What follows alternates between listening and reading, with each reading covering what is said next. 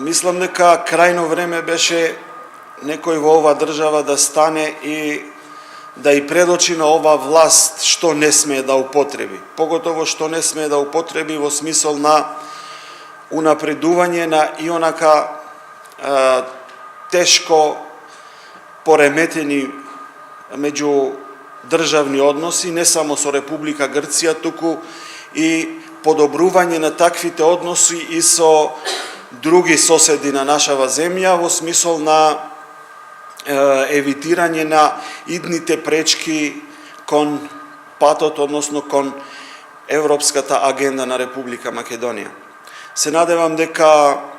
овој предлог на господинот Величковски, односно на Либералната партија, ќе најде на поддршка и кај другите политички субјекти, како што ќе најде и на поддршка на Национална демократска преродба.